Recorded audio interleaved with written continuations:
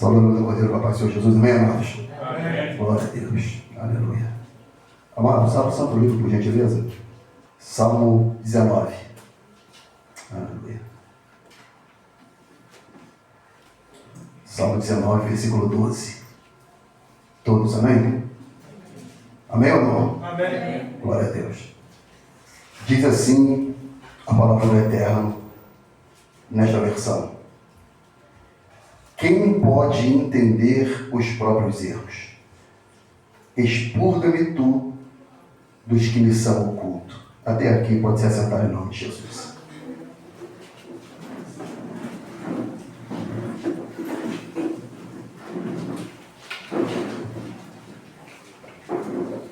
Aleluia. Irmãos, essa palavra aqui, ela veio ao meu espírito por uma situação muito triste que uma família passou. Vocês não conhecem essa família de Petrópolis. Eu conheço o padrasto do garoto, não conhecia a mãe.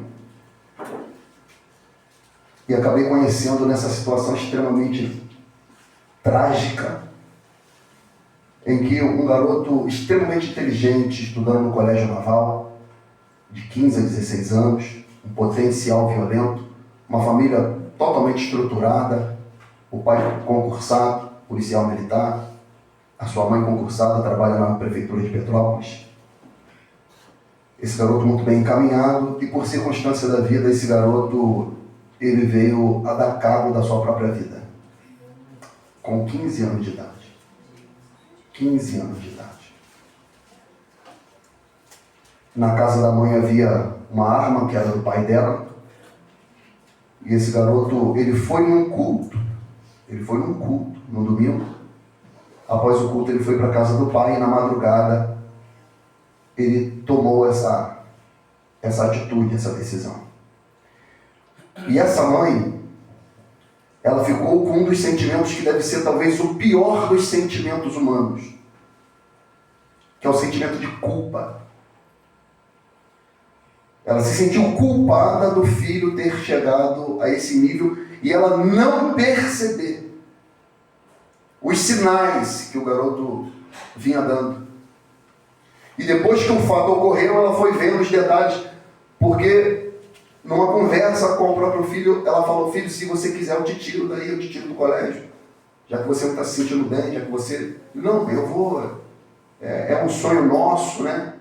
Então eu vou concluir, já estou no primeiro ano, daqui a pouco segundo, terceiro, e acabou, e termina, e eu vou dar seguimento à carreira. Mas ele estava sofrendo inúmeras situações, um garoto lá do colégio naval o perseguia, ele sofria de outros transtornos psicológicos, enfim.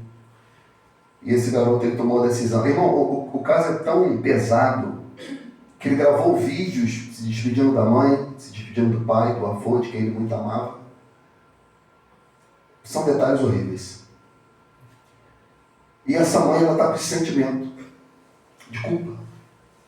Eu estava vendo noticiário agora também, antes de vir para a igreja, daquela tragédia que houve agora recentemente na Índia, de um avião que caiu. Quem viu isso daí? Se eu não me engano, morreu 240 pessoas. Salvo uma pessoa. Uma única pessoa em um acidente praticamente fatal se salvou. E ele saiu andando, mano. Incrivelmente saiu andando. Aí está no hospital. A reportagem está falando que ele está com um sentimento de quê? Culpa. Por que só eu sobrevivi? Um acidente em que um avião explode, não sobra ninguém a não ser eu. Por quê? Para quê? Eu sou o melhor. O que Deus tem reservado para a minha existência?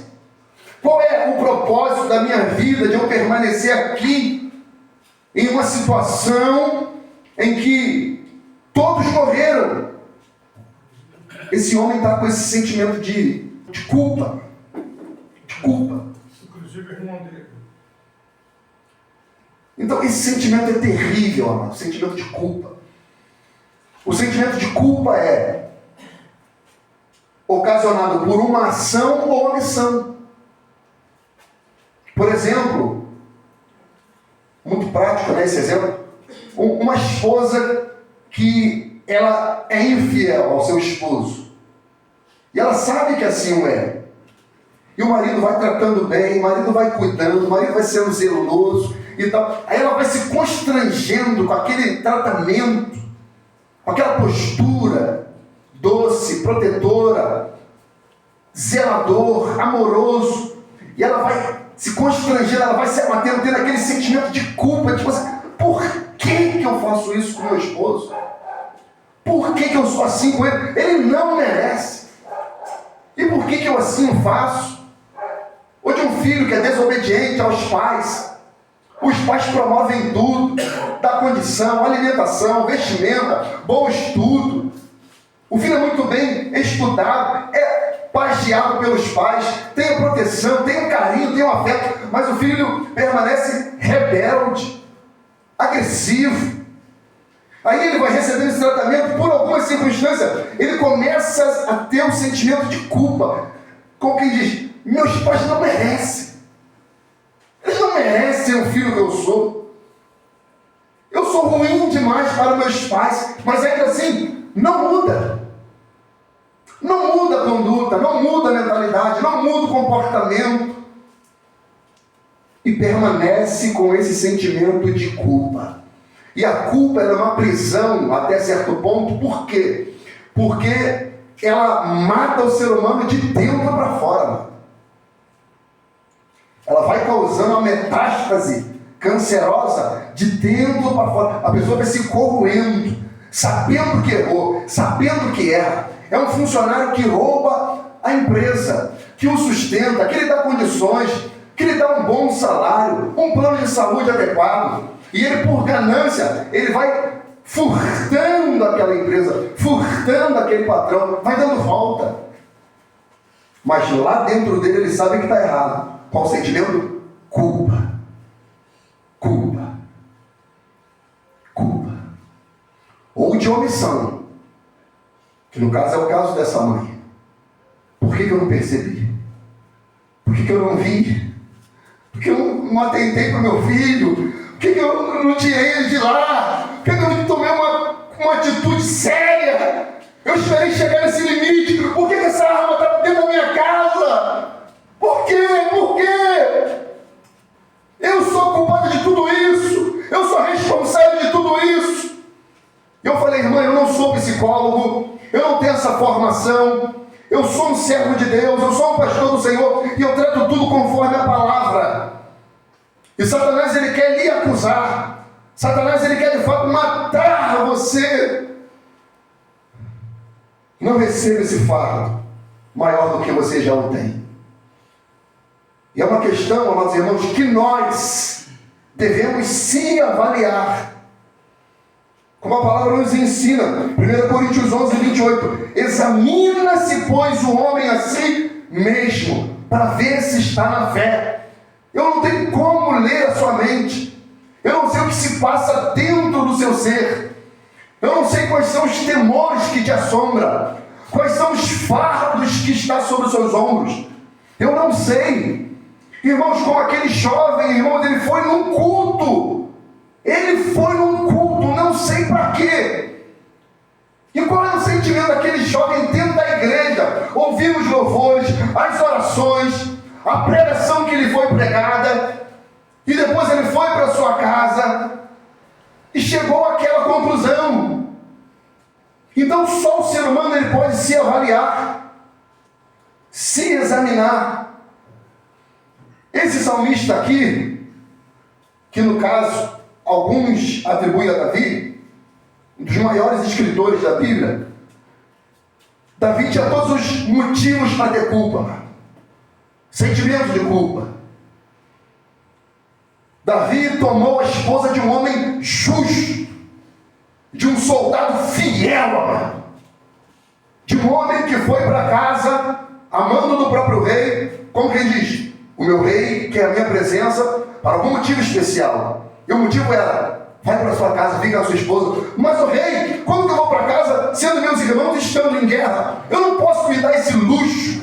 Eu não posso me dar esse conforto. Vá para sua casa.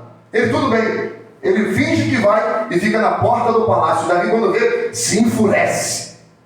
Vem para cá. Ele volta. Vamos beber. Ele embriaga o marido da mulher. Até que ele fica embriagado e manda ele para casa. O que ele faz? Não vai. Davi diz, não tem como. Esse homem é justo demais. Eu vou arrumar uma estratégia, vou dar cabo da vida desse homem. Já que ele não quer ir para casa, eu vou arrancar a vida desse homem com a espada de outro. E arranca a vida desse homem. Engravida uma mulher. Irmão, com graça e misericórdia, eu peço perdão ao Senhor se de fato eu pecar. Mas Davi cometeu, na minha concepção, um estrupo. Porque ele era rei. Aquela mulher não teve nem opção. Eu quero você. Ele teve aquela mulher. A ponto de quando Deus chama Natan e fala para ele, Davi, se você quisesse outras mulheres, eu lhe daria. Então, não foi dada por Deus. Davi tomou. Se tomou, é um abuso. É um abuso. E se eu estou errado, que o Senhor me perdoe. É um abuso. Davi, até o ponto do profeta chegar, não tinha o sentimento de culpa. Porque às vezes nós andamos errados. Andamos, amados irmãos, cometendo certas atitudes e não enxergamos os nossos erros, por ação ou por omissão. Estamos maltratando ou deixando de tratar e não percebemos. Por isso que Davi escreveu aqui, quem pode entender os próprios erros? Quem pode conhecer, discernir, compreender, aceitar, assimilar, enxergar os seus próprios erros? Por exemplo, vou lhe dar um exemplo aqui meu próprio. Que quando eu tive um batismo de consciência, eu estava andando no erro, mas não percebia. Eu estava cometendo uma transgressão, mas para mim estava tudo bem. Eu estava andando numa conduta da qual eu recriminava, mas não enxergava. Quem pode entender os próprios erros? Eu não estava. Um dia eu bebendo, não sei se estava tendo o jogo do Flamengo no Bagdá, e eu estou lá, enchendo a cara, não sei quanto tempo. Minha esposa sai atrás de mim, já contei isso aqui já. Foi atrás de mim, e está eu lá, mesmo quando ela chegou, pensa, eu sou preto, eu fiquei incandescente, de raiva. Essa mulher aqui atrás de mim, está fazendo aqui, passar vergonha. E ela, vamos lá, não sei o que, não vou não, vai embora você. E aquela discussão, aquele arranca-rabo, aquele troço de doido. Vamos embora. E discutindo dentro do carro, aquela coisa toda.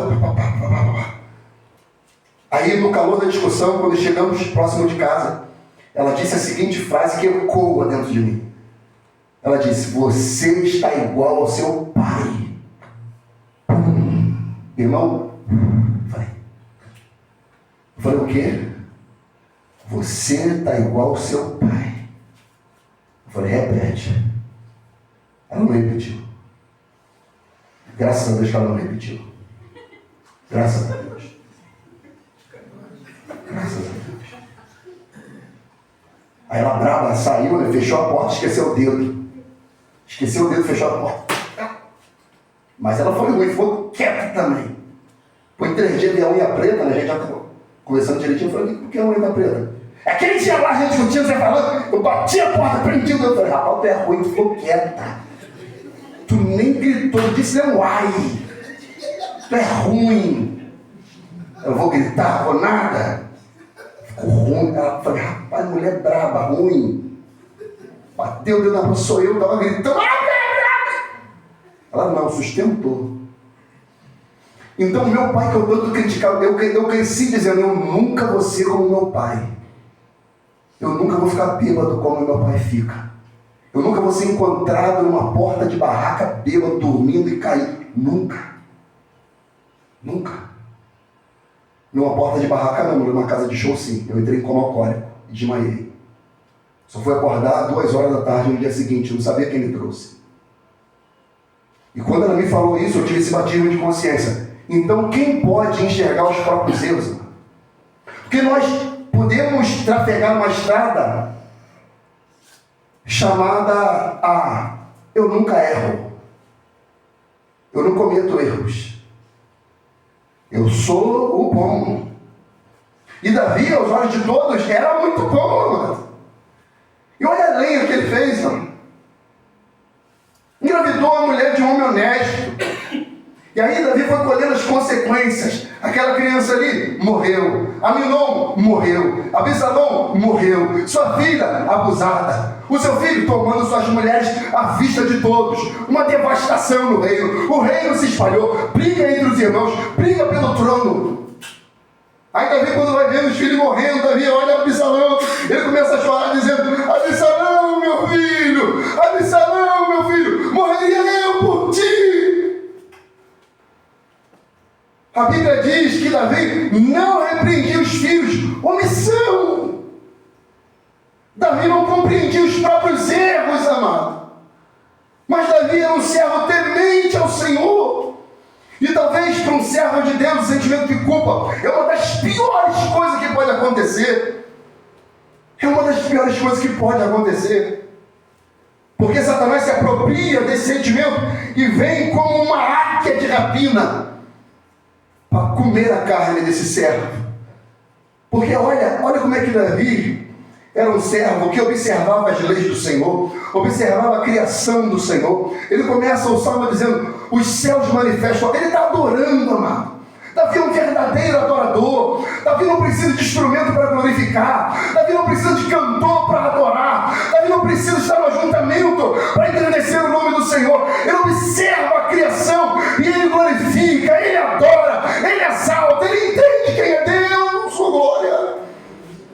E ele diz: os céus manifestam a glória do Senhor, e o firmamento anuncia a obra de suas mãos. Davi enxerga o Senhor como um grande arquiteto, como um grande construtor, um exímio artista. E ele está ali contemplando a formosura do Senhor, a grandeza do Senhor. É como ele diz no Salmo 27,4: uma coisa pedi ao Senhor e buscarei, que possa morar na casa do Senhor todos os dias da minha vida, para contemplar a formosura do Senhor e aprender no seu templo. Adoração traz transformação, amado. E Davi fica nesse momento de adoração, de contemplação, aleluia. Salmo 33,9, a palavra diz: falou e tudo se fez, mandou e logo tudo apareceu. E Davi está observando a criação, ele está vendo a excelência da criação e as leis que Deus estabeleceu, irmão. É incrível você olhar o mar, o oceano e a praia, e a água fica ali, exatamente ali. Ela não ultrapassa aquele limite. E a Bíblia diz que Deus colocou limite no mar, aleluia. Deus colocou limite na lua, para as marés não ultrapassarem o seu limite e os oceanos invadirem a terra. Ele colocou um limite na lua, a distância da lua para a terra. Ele colocou um limite no sol, para ter o calor adequado para a sobrevivência humana. Ele colocou. E Davi, ele fica contemplando, admirando, glorificando o nome do Senhor. Hebreus 11,3 diz: pela fé entendemos que os mundos pela palavra de Deus foram criados, de maneira que aquilo que se vê não foi feito do que é aparente. Pela fé nós entendemos. Aí no versículo 2 Davi diz: um dia faz declaração a outro dia, uma noite mostra sabedoria a outra noite. Ele está admirando, meus irmãos, aquela noite gloriosa, das estrelas, amados irmãos, ali pintando o céu de uma maneira fantástica. E você fica: meu Deus, que lua bonita, que noite gloriosa. E você tem que olhar aquilo ali e falar: louvado seja o nome do meu Deus, bendito, exaltado seja o nome do meu Senhor, porque Ele conhece cada estrela cada uma pelo nome, e Ele chama todas elas, e elas obedecem ao glorioso e poderoso Deus. Se eu não me engano, o Salmo 136, ele diz que criou o sol para governar de dia, a lua de noite. Oh, aleluia! Davi está admirado, Davi está olhando tudo, Davi está engrandecendo o nome do Senhor. Romanos 1,19 diz: porquanto que se Deus se pode conhecer, nele se manifesta, porque Deus lhe manifestou, porque as suas coisas invisíveis, desde a criação do mundo, tanto seu eterno poder como a sua divindade, se entendem claramente e veem pelas coisas que estão criadas, para que eles fiquem inexcusáveis. Está dizendo, sabe o quê? Que nenhum ser humano na face da terra vai ficar indesculpável diante de Deus, porque a criação aponta para o Criador, e o Criador é Deus, amado. É Deus, é o Senhor, é o Todo-Poderoso. A própria terra, Romanos 8,19 diz que ela espera com ardente expectação a manifestação dos filhos de Deus. Ela está aguardando. E Davi está olhando toda a criação e a excelência do poder de Deus. Ele fala: esse Deus é muito perfeito. Não há falha, não há erro, não há um detrito, não há um pecado, não há uma culpa. Deus é perfeito, puramente perfeito. No versículo 7 ele diz: a lei do Senhor é perfeita e refrigera a alma. O testemunho do Senhor é fiel e dá sabedoria aos simples. Os preceitos do Senhor são retos e alegram o coração. O mandamento do Senhor é puro e alumia os olhos. Ou seja, o mandamento do Senhor traz clareza, traz entendimento até o mais simples dos homens. O homem douto, iletrado, a lei e a palavra de Deus traz, amados irmãos, entendimento, clareza. Tanto que Davi escreve no Salmo 119, que é um salmo só falando da importância e da excelência da sua palavra, irmão. Devemos valorizar a palavra de Deus, oh glória! Ela é perfeita, ela é pura, ela é santa, ela é boa.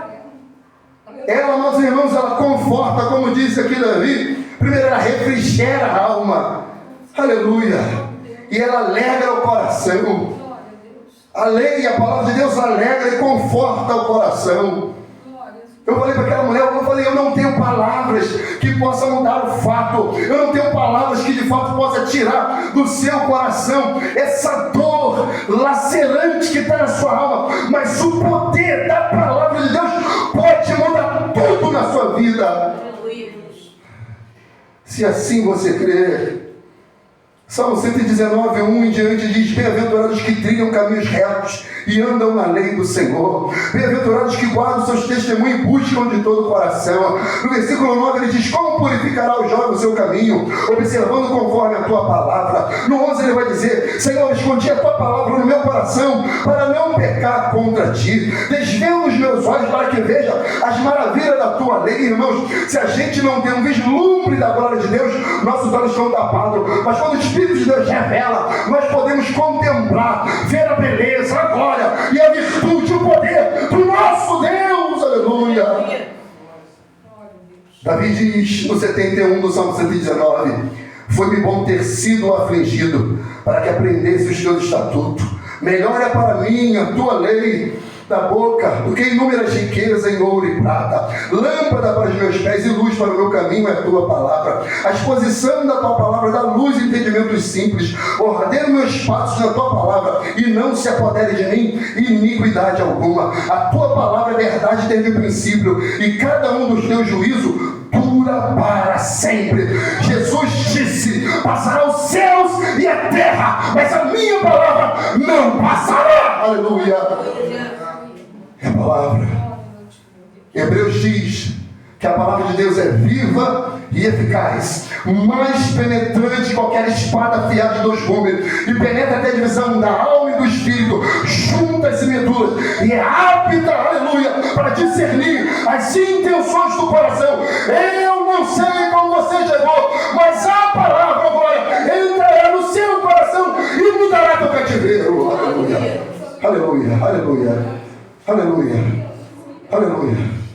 Salmo 33:4 diz: porque a palavra do Senhor é reta e todas as suas obras são fiéis. Provérbio 35 diz: toda a palavra de Deus é pura, escudo é para os que nele confiam.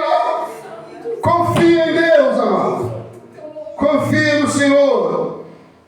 Porque a palavra dele é pura, ela é reta, ela é escudo, ela te protege, ela te guarda, ela te sustenta, ela conforta, ela guia, ela dá a direção. 2 Timóteo 3,16 diz: toda a escritura divinamente inspirada é proveitosa para ensinar, para redarguir, para corrigir, para instruir em justiça, para que o homem de Deus seja perfeito e perfeitamente instruído para toda boa obra. É a excelência da palavra de Deus. É a excelência da palavra. Davi está observando a criação e ele entende: tudo começou por causa da palavra. A lei do Senhor é perfeita. Como é que alguém pode encontrar falha aqui? Como é que alguém pode enxergar contradição aqui? E pelo contrário, ela é reta, ela não desvia nem para a direita nem para a esquerda, e ela refrigera a alma. O que Davi diz que refrigera? Porque ele estava aflito. Por isso que ele disse no 12: quem pode entender os próprios erros? Ela refrigera a alma, é fiel e dá sabedoria aos simples. Os preceitos do Senhor são retos e alegra o coração. Por que alegra o coração? Porque ele estava triste, abatido, deprimido, moído, sendo acusado pelo diabo. E ele diz: quem pode entender os próprios erros? Quem? E eu pergunto a você: você reconhece os próprios erros, amado? Para reconhecer o próprio erro, você requer, sabe o quê? Humildade, amado. É isso. Humildade. Se ajoelhar diante do Criador e falar: eu sou pequeno, eu sou falho, eu de fato sou um pecador. Eu disse aqui já de Billy Graham, a filha dele na entrevista, ela falou: eu só acredito que meu pai tem pecado porque a Bíblia diz, senão eu não acreditaria. Aí perguntaram para ele: Billy Graham, nós vasculhamos a sua vida, porque você foi falar com o presidente da República Americana, e nós não achamos nada, nenhuma falha, nenhuma briga, nenhuma contenda, nem acusação, nem adultério, nem a conta atrasada, nada, Billy Graham, nada. Você é um homem infalível? Ele: não. Infalível é o meu Deus, impecável é o meu Deus. Eu sou um pecador arrependido. Mas qual é o seu pecado, Billy Graham? Aí ele fala o pecado dele. Eu luto contra esse pecado todos os dias. Ele resiste. Porque, meus irmãos, eu disse no início, Satanás, ele é um acusador implacável. No campo jurídico, é o promotor, não é? Que trabalha com a acusação. É o promotor, se eu não me engano, é o promotor. Então Satanás é aquele que está ali no campo jurídico para acusar. Por isso que o nome dele também é conhecido como diabo, no grego diabolos, que é pura e simplesmente um difamador, um caluniador, que acusa com falsidade, que tem comentários maliciosos, como ele fez acerca de Jó. Também o Senhor o cerca de bem. Ó malícia. É claro que ele não vai blasfemar contra ti. O Senhor o cerca de bem. Tira tudo quanto ele possui e por certo ele blasfemará, pele por pele, e certamente blasfemará contra ti. Ele faz comentários maliciosos, amado. Então quando ele pega um homem, uma mulher que está ali inundado na culpa, é um prato cheio. Ele é um acusador implacável. Ou você acha que não foi o diabo que estava na mente daquele menino? Que a única solução que ele tinha era chegar naquela situação? O diabo se aproveitou. Satanás se alimentou. O diabo estava ali, irmãos. Depressão, solidão. Não entendo. Você nunca estará sozinho. Ou Deus estará ali, ou os anjos estarão ali, ou o diabo estará ali. Ninguém nunca fica sozinho. E Satanás se alimenta da culpa. Se alimenta da culpa, do pecado, do erro, ou da falta de reconhecimento do erro. É o que Davi falou. Quem entende os próprios erros? Satanás está aí. Olha só como é que ele trabalha. Apocalipse 12, 10, parte C. Porque já o acusador de nossos irmãos é derribado, o qual diante do nosso Deus os acusava de dia e de noite. Porque já o acusador de nossos irmãos, o diabo, Satanás, ele está lá. A Bíblia diz em João 8, 44, que ele é o pai da mentira. Ele faz comentários maliciosos, falsos. Ele usa, meus irmãos, de um falsete para tentar enganar. 1 Pedro 5,8 diz: sede sóbrio, vigiai, porque o diabo, o acusador, o vosso adversário, anda em derredor, bramando como leão, buscando a quem possa tragar. Márcio me mandou uma frase que diz assim, ó: Satanás não pede você para você parar de orar. Ele simplesmente fala: ora depois. Não, você não precisa parar de orar. Ora depois. Aí você bota na cabeça: eu vou orar agora. Aí Satanás faz a luz do celular acender. Aí você abre o celular. Aí daqui a pouco você pesquisa outra coisa, um vídeo, uma mensagem, passou 10 minutos, você, e agora? Aí Satanás: não, ora depois. Depois eu oro. Aí você sai. E assim ele vai trabalhando. Por isso, sede sóbrio, vigiai. Porque o diabo, o vosso adversário, anda em derredor, bramando como leão. Às vezes ele não vai bramar, ele vai sussurrar no seu ouvido. Como diz em Timóteo, que vão dar ouvidos a doutrinas de demônio e terão comichão nos ouvidos. Eu já expliquei isso aqui, que o comichão é aquele negócio gostoso no ouvido. Satanás ensina a doutrina dele sussurrando, como algo agradável. E é assim que ele trabalha. Zacarias 3,1 diz: e me mostrou o sumo sacerdote Josué, o qual estava diante do anjo do Senhor, e Satanás estava à sua mão direita para se lhe opor. Estava lá Satanás para se opor ao sumo sacerdote Josué. Jó 19:28 diz: na verdade, que deves dizer? Porque perseguimos, por a raiz de acusação se acha em mim. Jó, ele olhou para dentro dele e falou: a raiz de acusação se acha em mim. Encontrou espaço em mim. Encontrou guarida em mim. Sim, eu sou digno. Eu sou merecedor dessa desgraça. Eu sou o motivo de tudo isso.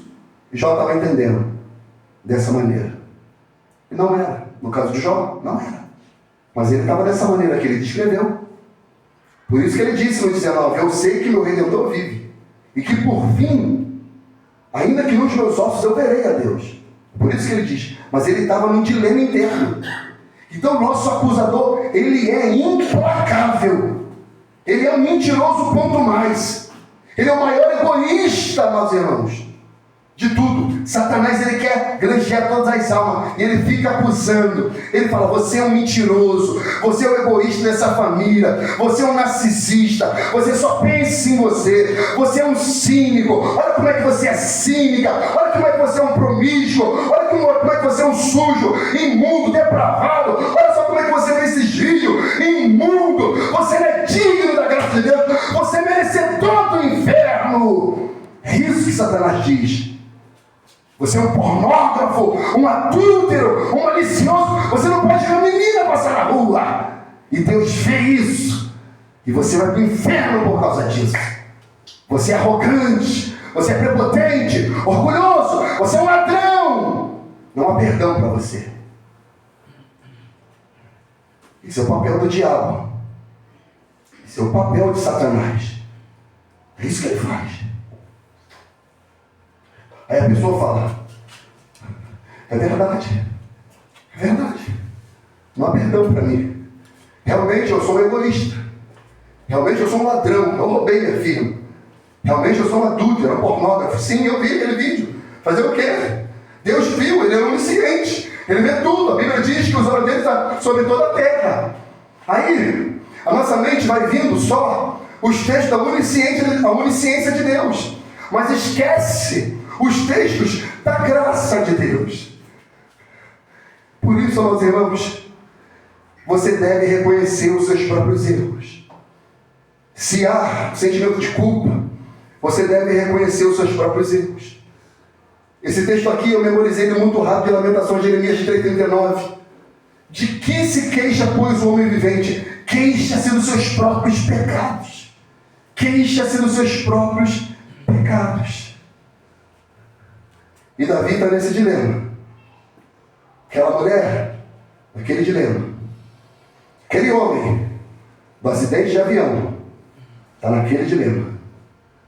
Aí o jogador da Chapecoense, que também escapou, 1-2, né? Que escapou, ele estava dando entrevista para o jornalista, falando, né? O jornalista questionando ele para ver se ele tinha esse sentimento de culpa. Aí ele disse mais ou menos assim: ele, ainda até hoje, eu não entendi o propósito de Deus na minha vida, por ter me livrado daquele avião, mas um dia eu vou entender. Um dia eu vou entender. Aí Davi, ele faz essa pergunta retórica: quem pode compreender os próprios erros? Tem aqueles erros clássicos que nós cometemos ou deixamos de fazer por ação ou omissão. Assim se dá culpa. Ação ou omissão. Ou eu fiz ou deixei de fazer. Mas há aqueles, amados irmãos, que são subjetivos, que ficam ocultos ali e a gente não discerne. Aí Davi, ele é inspirado pelo Espírito Santo e ele diz: expurga-me tu dos que me são ocultos. Aleluia. Davi vai num nível mais profundo. Como quem diz: o erro com meus filhos, eu sei, eu compreendo. O erro com Uzias, eu sei, eu compreendo. Mas há aqueles, Senhor, minha tangedora, pode me acompanhar, por favor. Mas há aqueles que são escondidos de mim, Senhor, mas estão em mim. E eu suplico a Ti, Senhor, expurga-me tu dos que me são ocultos. Me faz, Senhor, ser puro, limpo, isento, Deus, desses pecados que me são ocultos, estão dentro de mim e eu ainda não os identifiquei.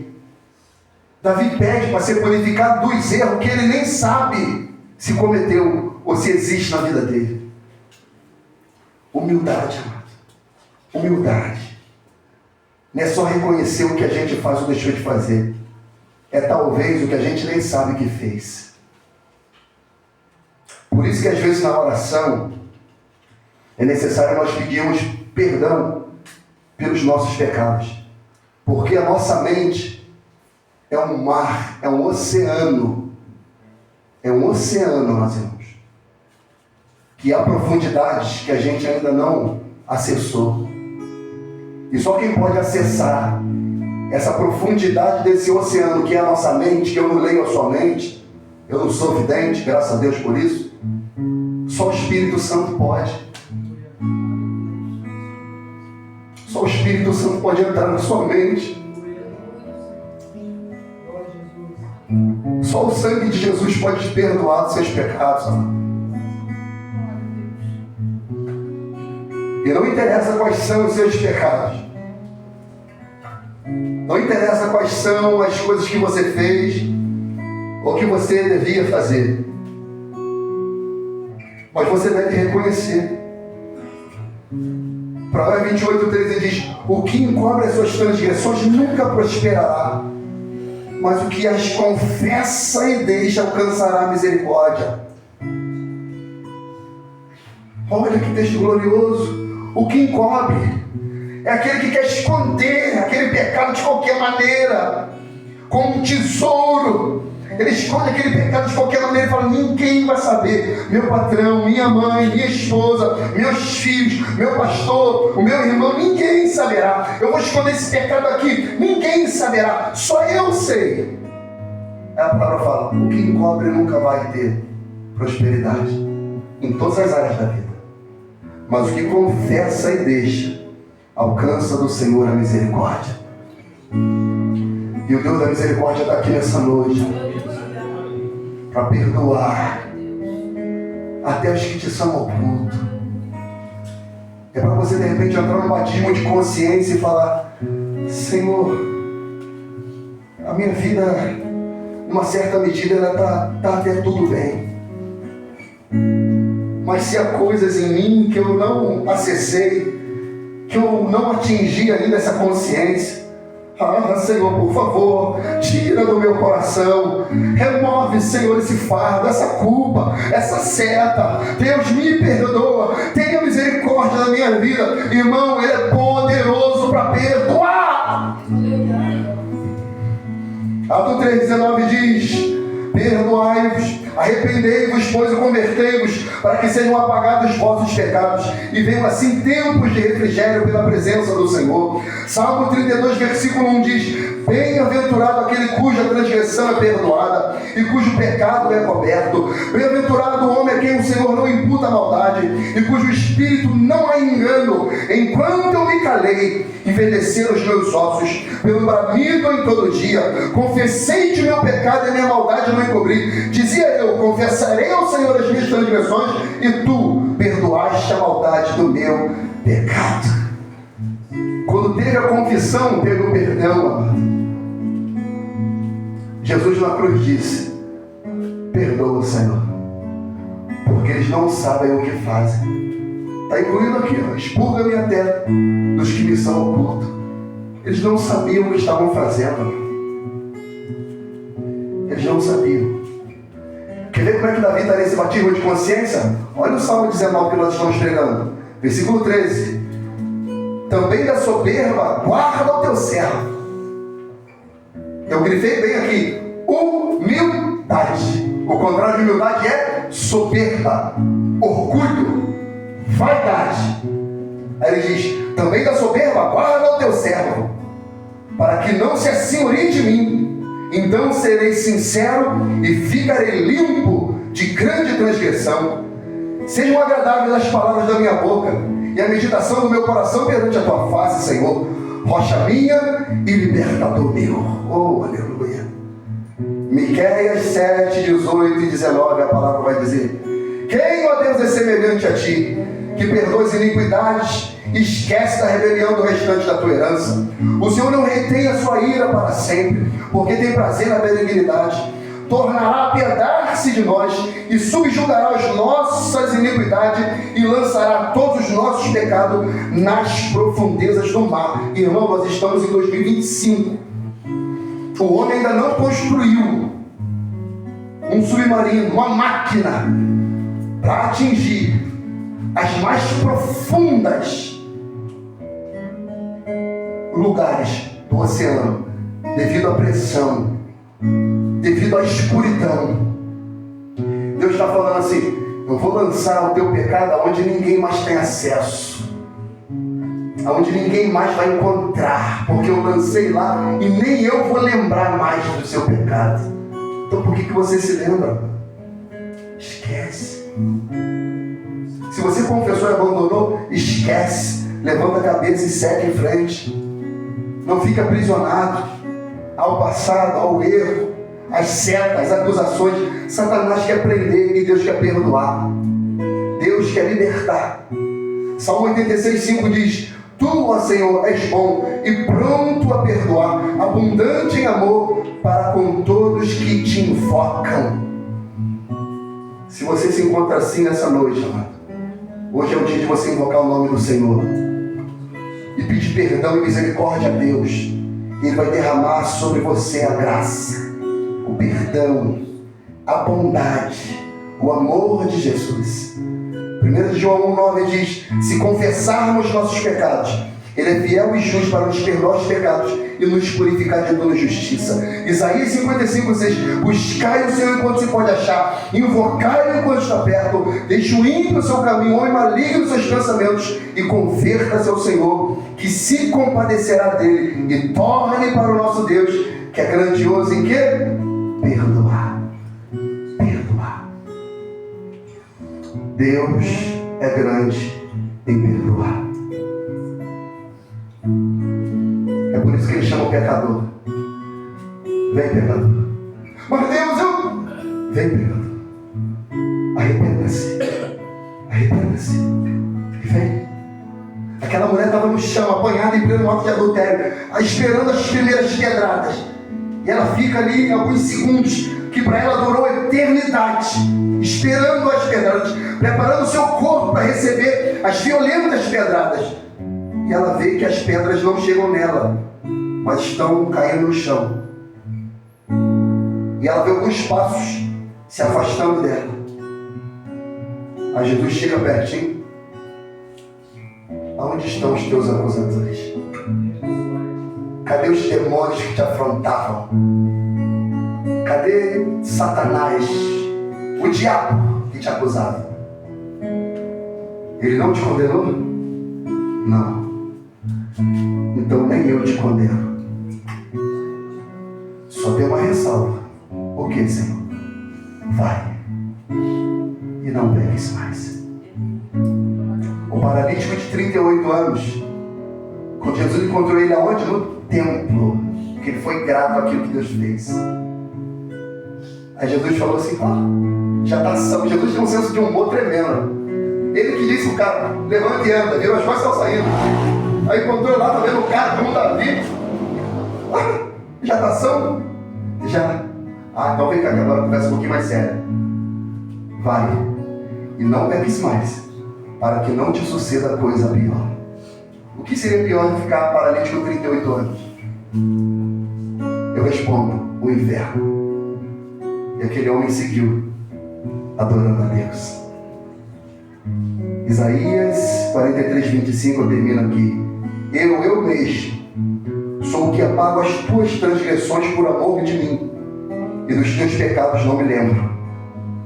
Procura lembrar-me, entremos juntos em juízo. Apresenta as tuas causas, as tuas razões, para que eu possa te justificar, te deixar livre. O que você vai fazer? Você vai apresentar as suas causas ao Senhor. Mas eu não tenho causa nenhuma. Mas tem aquelas que são ocultas, que está lá dentro de você, você nem sabe que tem. Nem eu sei que tem. De repente eu tenho um erro com meu pai, com a minha mãe, meus irmãos. Quer ver, por exemplo? Essa semana mesmo, eu fiquei assim na minha cabeça. Vou mandar mensagem pro meu irmão, vou mandar mensagem pro meu irmão, vou mandar mensagem pro meu irmão. Vou mandar. E omissão. Não mandei. Aí eu pedalando de manhã e tal. Quem eu encontro? Meu irmão. O que vem na minha cabeça? Pô, não mandei, cara. Abracei ele. Falei o quanto ele era importante para mim. Abençoei ele foi indo trabalhar. Mas eu fiquei com aquela culpa assim. Falei, rapaz, não sei. Nossa vida é tão rápida, de repente acontece alguma coisa aí. Por que quando eu mandei mensagem antes? Meu irmão. Caramba. Aí Satanás vai, aí, tá vendo aí como é que tu é? É egoísta, pô. Tu não parou um segundo sequer para tu mandar uma mensagem pro teu irmão. Aí eu tenho que me arrepender até dos que me são ocultos. Aí Deus fala, entremos juntos em juízo, me apresenta as tuas causas para que eu possa te justificar. Irmão, essa mensagem aqui não é para quem não está aqui, é para quem está aqui. E é para eu e você chegarmos diante de Deus e falar, Senhor, eu compreendo os meus erros, mas tem aqueles que me são ocultos. Expurga-me tu, Senhor, desses que me são ocultos. Purifica-me, limpa-me, e eu serei limpo de tamanha transgressão. Que sejamos, amados irmãos, encontrados pelo perdão e não pela culpa. Amém? Fique de pé comigo em nome de Jesus.